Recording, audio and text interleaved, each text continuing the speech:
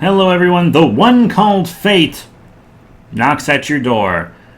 And we're back with another episode of Tabletop Recap. Yeah. Excuse. Absolutely excuse. It's raining outside right now, which is a fitting for the ending of today's session. Anyways, I'm Hunt, the host of this podcast, and with me is our usual co-host, Big Boy Chungus. Hello and greetings. And today we finally, I know it's been a long time, but we finally have part 2 of our group's playthrough of Descent into Avernus, Baldur's Gate, blah, blah, blah. Ooh, and it was a doozy. At the beginning, I thought it was going to be uneventful, but it was not.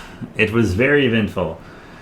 I was eating pizza for lots of the bathhouse stuff, to be honest, so I didn't hear a lot of that. You'll have to explain that to me.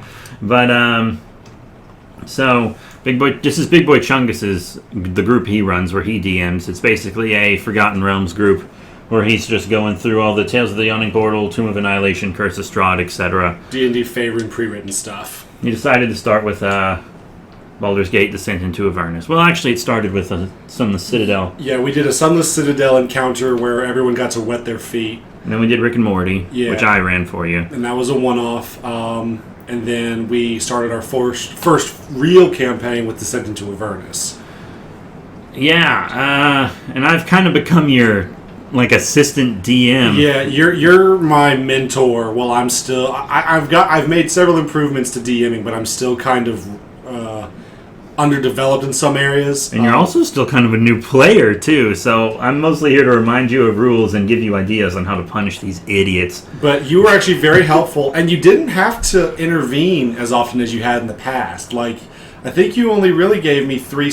out of the 4.5 hours we played, you made... Most of my comments were just suggestions on what should happen story-wise. Yeah, and so, 2 of those were story-related suggestions, and then one of them was about punishments, which you very quickly pulled me out of the room to explain. And I also just looked up some stuff for you. We had to re-look up what cover was, because we couldn't remember how cover was calculated. Yeah, but that was a real small thing. Yeah. But, do you want to roll initiative to see who talks first about this session? Yeah, but we all know I'm just going to hand it off to you because you're a head DM anyway. But it's a tradition. Yeah, I guess so, but it's a tradition we usually bypass. 14. 8. All right, so... Wait, let us talk about everybody's character first, introduce everyone's character. And you know more about them than I do, so... Right. So, Maestan Balasar is G's character. He is, at this point, a 4th level paladin of Bahamut. Dragonborn, yes. And he has a bit of a checkered past. He was born into a group called the Platinum Cadre, who are a small group who worship Bahamut exclusively, and they are currently searching for a lost artifact known as the Axe of Tritan, which was carried by one of the group's founders and has been lost for the last 150 years. That's his personal quest. He ran into a member of someone from his past where he actually temporarily became an Oathbreaker before having to work his butt off to become get back on Bahamut's good side. Yeah, we can't tell you what he did just yet because it hasn't been revealed, and our players listen to this, so... and then you have Corvus, no last name, as far as I know, who is Connor's character. What race is he? Half-elf? He's half-elf. I thought so. I thought he was human when we first started, but he chose half-elf. And he is a warlock for the Raven Queen. So it's a little bit of homebrew from the Unearthed Arcana PDF and web stuff, but it works really well. He works for a small cult where their goal is to hunt down and kill and destroy necromancers, liches, and any artifacts that deal with the trapping of souls or raising the dead. And just undead themselves. Yeah. So that's his bit. And currently he's in Baldur's Gate because he was already on a mission there when the events in Baldur's Gate started.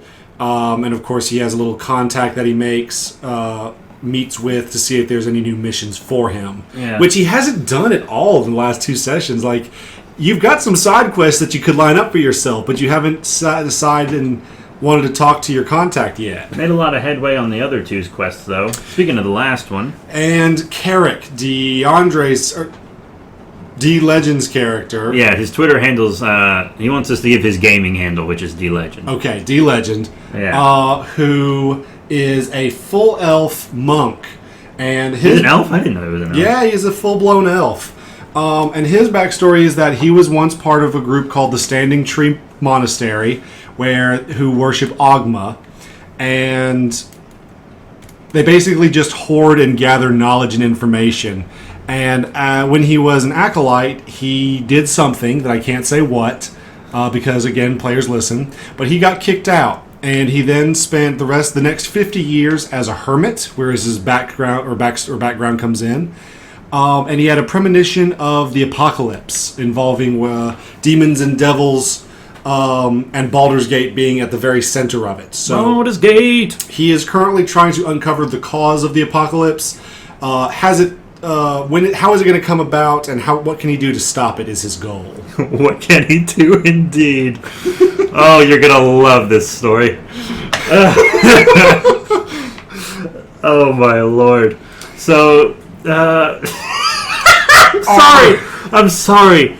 It had quite the ending today. We're trying to hype it up here. So, a little quick recap about how our last session ended off. All of our characters made their way into Baldur's Gate right before a flood of refugees from a neighboring city known as Eltruel came flooding into the city. The Flaming Fist had orders from the Patriarchs, which the Flaming Fist is the city's local law enforcement, and the Patriarchs are barons and dukes that basically are the upper class elites, so it's an autocracy. Sorry again about the rain, but it is really fitting for today, trust me. So yeah, Baldur's Gate's run by an autocracy called the Patriarchs, who basically, without their money, the city would basically crumble into despair. But the city is closed off per the request of the Patriarchs and enforced by the Flaming Fist. And the Flaming Fist are not good guys. They're very much brute force thugs that are they're mercenaries for hire. And our characters, Maestan, Carrick, and Corvus, get recruited by the Flaming Fist, not entirely by their will. Well, they were pretty much forced. They were told that if they wouldn't help the Iron Fist in their being conscripted, they would either be arrested or worse. Yeah, but what they did basically in that session was help out a pirate in a tavern and talk to an old man for half a second, and that was basically the whole thing. Yeah, they were told to look. Don't want to take too long. We have a whole episode on it already. Yeah, they were looking for the Dead Three. They found a contact that the captain told them about, and she pointed them in the right direction, and they spoke to an old man who has connections to Maestan. So the next session, they wake up the next day ready to get started, and they have a few side quests. Maestan and the rest of the group was given a side quest by the old man from yesterday, whose name is Joshime. Carrick was given a side quest to look for a book about demons and devils that might point him in the right direction of solving and stopping the apocalypse. And Carrick was just there. Or not Carrick, Corvus was just there. Yeah, you keep getting them confused. From now on, no one in your game can have the same first letter in their name. Gotcha. He confuses my big boy. Stop. So, they decided to go talk to Joshime in another pub, where he explained to them some vague information about his relationship with Maestan's past, and that he actually had information regarding the X of Tritan, and where it's possibly located. So that really piqued Maestan's attention, and the other players got to do some role-playing with the old man as well. He started talking to them about some information about the Dead Three and the rest of the city. Shortly after leaving there, they went to the library where Carrick's book was located. It's a very run-down old lower city library run by a single librarian and is usually a home for sleeping squatters and hobos, two of which they very nearly killed. On accident. Yeah. Accidentally, they wanted to investigate some of the bookshelves, crit failed, and wound up burying a couple of the homeless under two bookshelves. Just dominoing those bookshelves. Oh, my God. One of them they managed to help out no problem, but then another character crit failed and dropped the bookshelf on him again. Broke several bones, which Maestan proceeded to help heal. And after they calmed a very angry librarian down, they did find the book they were looking for, which gave them the key information of Demon and Devil's weak spots, which is various magical weapons as well as silver weapons. And then Connor was like, that's common sense. My character knew that. I wanted to punish him for that because would your character have been in... First off, yes, there are lots of monsters that are weak against pure magic and silver. But does your character have any experience with demons and devils? He said, well, they fight undead. And I'm like, undead are not demons and devils. They are two completely different monsters. And I was like, how? One's a resurrected corpse and the other one is from the literal hell. The other one will eat your soul. So, yes, it could be coincidence that they happen to have a similar weakness to demon or between them and undead. But your character would not straight up know that previously. But I can tell you right now, Carrick and Maestan's character would not know that either. Yeah, so, you helped them set it up. I didn't, but you did. So, I basically just gave you the two big weaknesses for demons and devils on a silver platter, and you want to complain. I felt a little miffed by that. And D. Legend, as a character and a player, did not know that, because he is brand new to this game. This was his second session ever. Yeah. So, that probably made him feel bad. Yeah. This is just... Like, that's common sense. But he's a new player. Don't do that. That's why I was arguing with him. You two are low level. Your characters have no real life experience, okay? So, yeah, they get the book and the information, and DeAndre was pretty pleased with himself. He got what he came for, and he finished a side quest. That was great for him. And then they decided to go to the bathhouse, which is where the dungeon is located for the Dead 3. And this is where things just start going sideways. Yeah, I was actually having my dinner break in the other room while this was... No, it was my lunch break, yeah. I was having my lunch break, because we started playing like almost as soon as the pizza got here, so we didn't really get a... lunch. Yeah. So we get there, and they get to the bathhouse no problem. I was not expecting them to enter the bathhouse the way they did. First thing they did was Connor wants to make an Arcana check on the area, and he actually gets a blip of something. Something at one of the outside water fountains has a very precise yet small magical aura. As they start to approach, whatever is there is invisible. But they hear the fluttering of small leathery wings, and they can see a translucent outline fly off into the air. So yeah, something was there watching the place, and now someone is notified of their location. Ruh-roh, Raggy. Possibly. So then they go in, and Connor and his character, he says, I want to disguise my character's self and put on my cowl and hood and walk in here because... And mask. So he looks like a burglar now. And I thought... And I understand his logic. You know, they had discovered recently on their way to the bathhouse that they were being tailed by a cloaked figure, and they're about to enter the hideout for a major cult and rogue group. So it would make sense that if they're going in there, he should look the part. But he did it during the day, where a very wealthy public bathhouse is frequented by several wealthy patriarchs and other rich patrons. Mm. So he walks in there looking like he's about to rob the place, and the three rich people who are sitting in hot water perfume baths just are like really unsettled by like, what the hell? So he says, okay, I just want to take my cowl and stuff off. And then he wants to he and Maestan want to intimidate them into leaving the bathhouse, and they flash their badges like they're... Connor was really throwing that weight around with his new authority. He was really enjoying that. They were throwing around their Flaming Fist honorary badges around. This is an investigation, y'all need to leave.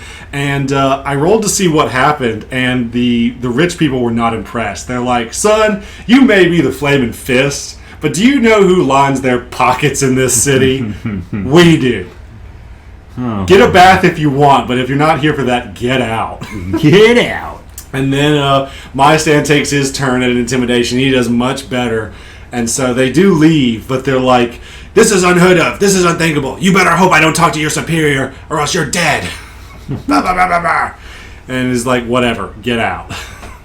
So then they talk to the two masseuse employees that are there, and they were rolling so bad on their intimidations and whatnot. I actually decided to do a what do they call it? A competition or whatever, where they roll their intimidation, and then I roll against their intimidation. Opposing rolls? Yeah, opposing rolls. And finally, they just had a bad roll that wasn't as bad as the employees' roll. And I said, fine, this is not worth their time. They don't want to get hassled by the Flaming Fist. Here's your secret door. We're out of here. And Connor makes some comment about, like, if you're not careful, I'm really good at tracking people, so watch your back if you want to betray us. And they said, dude, we work for the Patriarchs of Baldur's Gate, and we're low-level grunts. You are not who we're worried about finding us. We are leaving this city. Thanks for ruining our lives. So they then make their way down into the dungeon, which is and I said this at the start, it is a very decrepit, smelly, nasty dungeon. They're proceeding to stand in about 2 feet of brown and green smelly water. You can guess what that is. The limestone is weathered away from the humidity and moisture, and the ceiling in some parts is held up with these rickety beams. So I set the scene for them. And they actually started off doing okay. They walked through room by room. They found some symbolism of the Dead Three in stone facades and architecture and statues. They found some dead bodies. The first combat that occurred was where 3 of Mercule's cultists, which are people who worship Mercule, the god of bones and basically the capturing of souls, decided to jump them after playing dead. And they fought those guys without too much difficulty. They got through them, discovered a couple of spell books as some loot, and took some of the weapons from the cultists as rewards. They then proceed to head down they explore every other optional path, and they head down the last hallway they haven't explored yet, which goes from about 2 foot deep water to about 3 feet. So it's about from knee high now to waist high. And this is where stuff starts going south really fast. What about that dead body they found? Are we skipping that? Yeah, I mean, in the second to last hallway, oh no, that's right, I forgot. This is where things started going south. So after they defeat the cultists, they go down another one of the hallways in this room that they've discovered. And I tell them that as you go down this hallway, there is a small alcove to the left with a tapestry. And I explain what's on the tapestry. And to the right, there is a very short hallway that leads to another room that you can clearly see from where you are, where there is an altar. And after explaining this, Connor's character says, I want to grab the tapestry.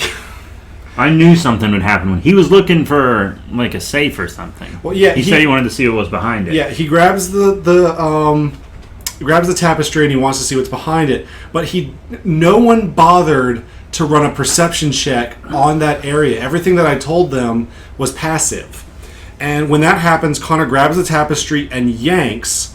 And for those of you who know what it is, they get blasted by yellow mold spores, which almost kills 2 of them. Yeah, almost kills 2/3 of the party. They each take 11 damage from poison with the initial spore burst, but then they have to make a Constitution saving throw, and if they fail, they take residual poison damage, 5 per try, and then they are still poisoned, which means they get disadvantage on all skill checks. Carrick went down, and Myastan used healing hands to resurrect him, which it didn't affect him as bad because paladins have a natural resistance to poison, I believe. What? Yeah, doesn't poison No, that only happens when you're at level 5. No, my bad. So yeah. Yeah, I don't know what you're talking about. Yeah, paladins, it's almost impossible to poison paladins at a certain level, and Myastan was not there yet. But Carrick, he did take the full damage and took an additional 5 after making a crit fail on his saving throw. So he took even more damage. And so eventually, it doesn't kill everybody, but it comes close. And everyone's stable. Everyone has at least a little bit of HP. And Connor wants to go and grab the tapestry again. And I said, if you do that, the spores and mold are still there. Moving the tapestry again will cause another spore cloud to fill the alcove. So he decided not to do that. And then they go and investigate the main room that is a altar with a organ sacrifice to the god Baal, the god of murder, and viscera. And then they find a dead body adjacent to it that had been there for like 2 days and was killed. Poke it with a stick. There was actually no trap on that dead body. It was just left there. Yeah, I didn't think so. What they also didn't realize was that none of them did a high enough perception roll, but there's actually a secret door connecting that room with the dead body to the main starting room in the dungeon. So they would have gone in a full circle. Huh. Interesting. So they missed that. But eventually they make their way back to the one place I'd explored, the stairs that leads to the, or the hallway that leads to the water that grows in depth. And now this is where things start getting really bad, because they had the run-in with the mold, so they were already pretty beat up. Carrick had the worst of it. Corvus wasn't too shabby, and my stand is higher than those two at level 4, so his HP was big enough that he could tank the hit. But they are going down this hallway, and they hear noises. They hear what sounds like a sharp object hitting flesh, and 2 people chuckling and laughing. And what they see when they enter this much larger room is 2 figures clad in chainmail, a large male with a bucket helm, and a woman with a shield. And the man is poking this, what looks like a prisoner strapped to an altar with the spear, or with a spear. And where they're standing, they're actually raised above the water by a set of stairs and a pedestal, or a raised area, so they're not in the water. And it's lit in their area by torches either side of the altar. Now the section that's flooded where the characters are coming in is completely dark, and it is flooded with 2.5 to 3 foot high water. And Carrick and Corvus would have been fine because they weren't making any noise and they had no light. But Mayastand actually started it off because when he enters this pitch black area of the room with a candle of continuous flame that he's been using since they entered the dungeon to light the way, because Dragonborns don't have night vision or dark vision, it automatically notified the two people, the ones in chainmail. Whoops. So combat ensues because they automatically recognize these people, like, hey, you're not supposed to be here, we're going to kill you now. And combat ensues. Carrick is downed in like round 1 or 2 by an arrow from the female fighter, or for the female member. And yeah, all of them were getting pretty beat up there at the beginning. And I even gave them kind of a mulligan because when the female had her turn, she has a longbow, and she was just taking shots at the party. And the thing that I don't know if they caught on, did you notice that they were real hesitant to get in the water? Yeah. Because the water counts as rough terrain, and it halves your movement speed. So even though they couldn't get directly close to the characters, they wanted to keep their distance as much as possible so that they had free range of movement.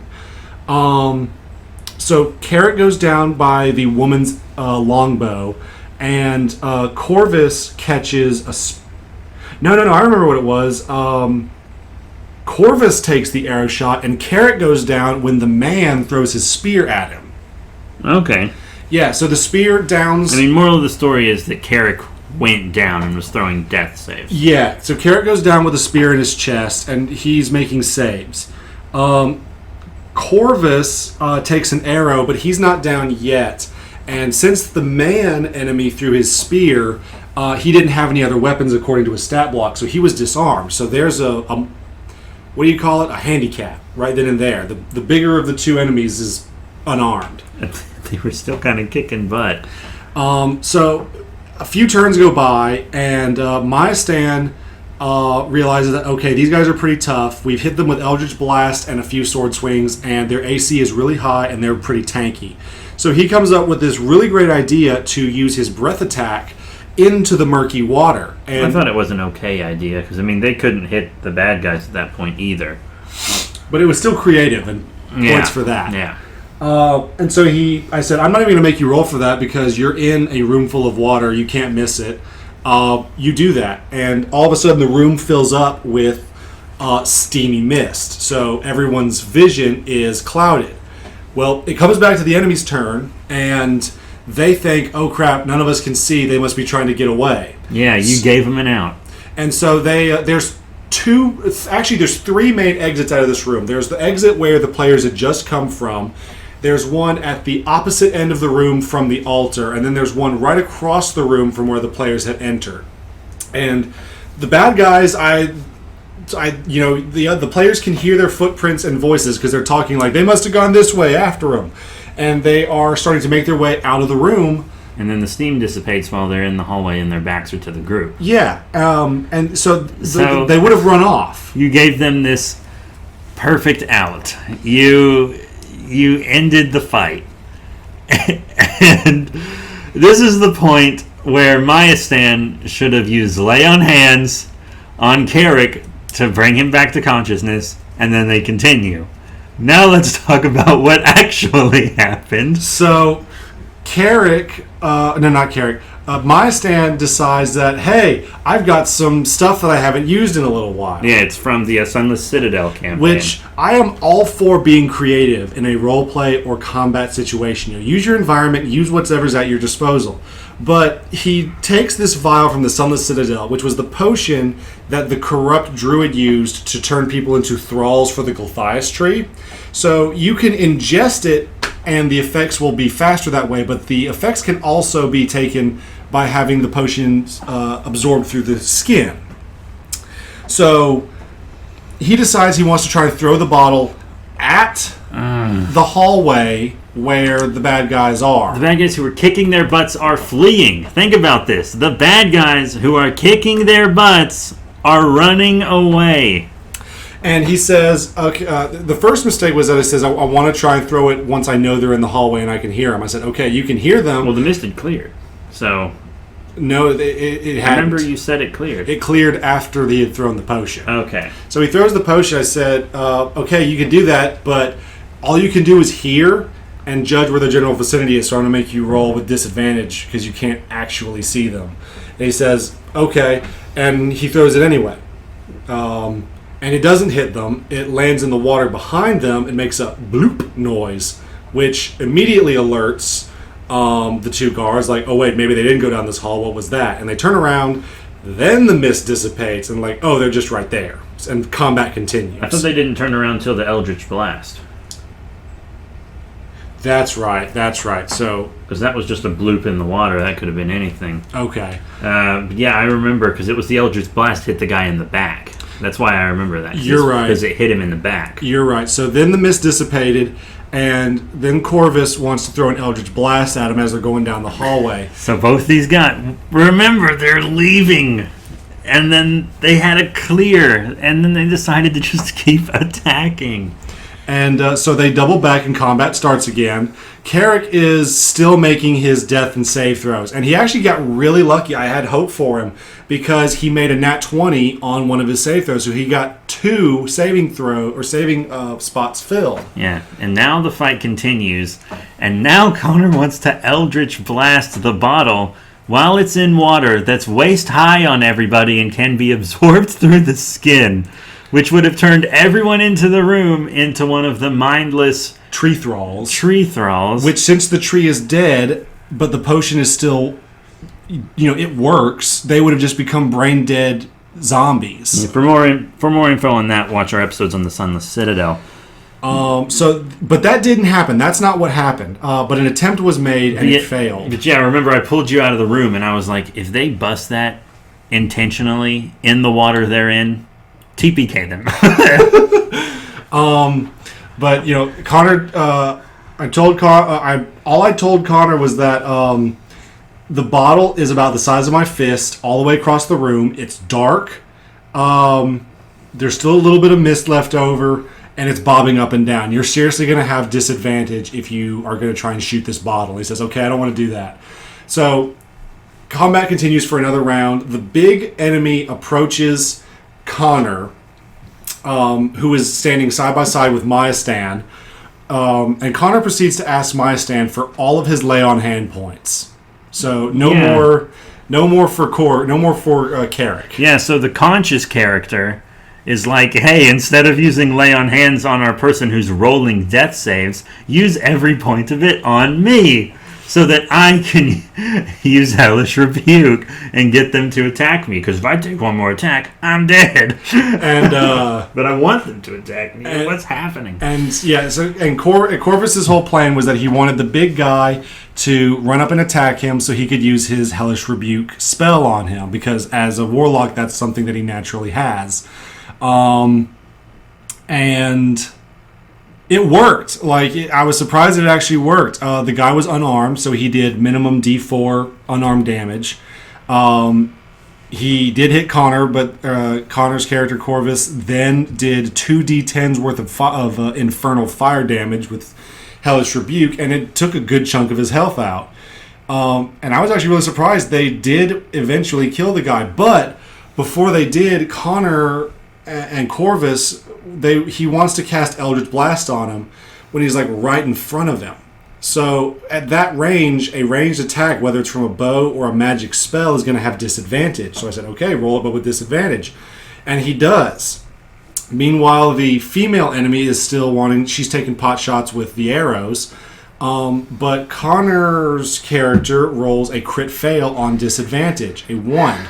And I looked at the board. And if you look at where everything was on the board, in the water, in this room, there are 4 pillars stationed around that are holding the ceiling up. And the thing they don't realize is, because no one's done anything with them yet, is that these pillars, if they are attacked and do a certain amount of damage, which Connor crit fail did max damage, they are broken, and then there's a ceiling collapse right where the pillar was in about a 10 by 10 square radius. So, guess who was right next to the pillar? Yeah, Carrick right under it. Carrick was still making his saving throws right under the pillar that missed his target, went over Carrick's body, hit the pillar, and then when this pillar falls, the characters have to any character that's caught in it has to make a dexterity saving throw, which we did give Carrick one just to be fair. Yeah, even though he couldn't move. We actually let him re-roll a couple times. So you have to take 22 damage on a failed dex save or 11 on a successful one. Not even a dice roll, just straight up 22 to 11 damage. And after a dex save, a life save, and then I think we tried letting him do just a random saving luck throw. You told him to do something at first, and then you gave him a luck throw, and then you were like, oh, well, I'll let you roll dex even though you can't dodge. He rolls 3 times. We try our best to try and keep him from dying completely, but he rolls less than a 10. He rolled a 4. Yeah, he rolled a 4, he rolled a 6, and then I think he rolled a 3 somewhere. He rolled less than a 10 on every single one of his rolls, and at that point I'm like, there's nothing I can do for you. The rebel falls on you. Not only are you dead, because at this point he was at negative...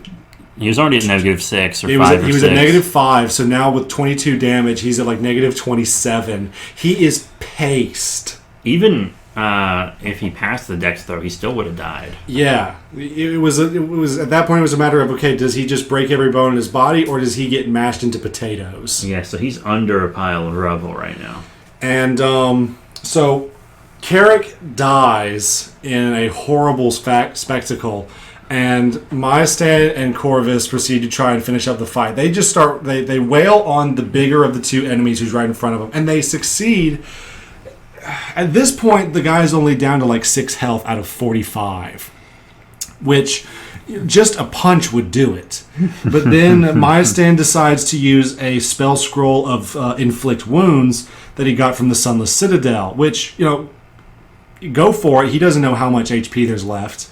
But it's overkill, because the way Cure Wounds work is that you make a melee attack. Cure Wounds? No, not Cure Wounds, Inflict Wounds. You make a melee attack, and if you make a successful hit, you roll 3 d10s on the guy and deal that much damage to him. So with only 6 health left and rolling 21, 22 attack on him, the guy literally disintegrates after having 1,000 wounds cut onto his body. Oof. And this freaks the other enemy out so bad. The woman that... Yeah, she rolled a nat 1. Yeah, she rolled a nat 1, so she freaked out, turned around to try and leave the room, but because it was so dark, she smacked her head on the wall and knocked herself unconscious. Not enough to kill her, but she's immobilized. She can't do anything. And then G's character was like, "How dare you not have the same religion as me?" and went to stab her in the face. In Corvus's defense, he did try and convince them that we should try interrogating her to try and get information about the dungeon, but eventually he just gave up and let Maya Stan behead her. I thought interrogation was a good idea. And so that's where the session actually ended. Carrick is now... you can't tell him apart from the rubble and muddy, dirty poo water that he's currently resting in. Maya Stan and Carrick are licking their wound, or Maya Stan and Corvus are licking their wounds from the fight. And there's still a guy tied up. Yeah, there's the guy they were torturing on up on the altar. So they say in the book who that guy is, but I might just have that be D Legend's next character for the next game session. Maybe, or you could just be locked up in the next room. Yeah, there are other NPCs that they have not met yet. How important is the NPC on the altar? Not really. Oh, okay. I don't want to say what it is because... you could just tell me later. Yeah, I'll tell you once the podcast is over. But he's not super important. You could definitely fill in that spot for a new player character if you wanted to. They're just going to start off with slightly lower HP than what they started with and probably no clothes. Maybe they can be in a chest on the wall or something. Yeah, their stuff is nearby, if that's what we decide to do. First thing we have to do is make D Legend's new character. Final decisions are up to you. I'm just here to look up rules, basically. Right. And so, yeah, it started off well enough. There was lots of role play, a couple of combat scenarios, but this was a classic scenario of combat snowballed with one bad decision after another. Poor Carrick. At least now we don't have characters of the same name in 2 different campaigns. Yeah. So that worked out, but everything else didn't. Oh, poor guy. Second session. First campaign ever. We tried so hard to try and spare what we could, but the dice were not in our favor. And people weren't thinking, you gotta admit. But D Legend was really great about it. We told him that this is not something DMs try to do. At least this is what good DMs try not to do. But if the dice don't cooperate and bad decisions are being made, this stuff can happen, and it's a fairly uncommon occurrence. But he was very good about it. He was a good sport. He's definitely ready and wants to make another character to get back in the game. So it didn't turn him off for the game, so that's good. Yeah, that was my biggest fear. But yeah, it's just yeah, I'm exhausted, and I'm exhausted more than I normally am after DMing. I am too. I'm like holding my head up because I'm like, bruh, these people, what are they doing to me? But yeah, I think that's enough for today, don't you? That was the gist of it. We played for about 4.5 hours, and it was a full day.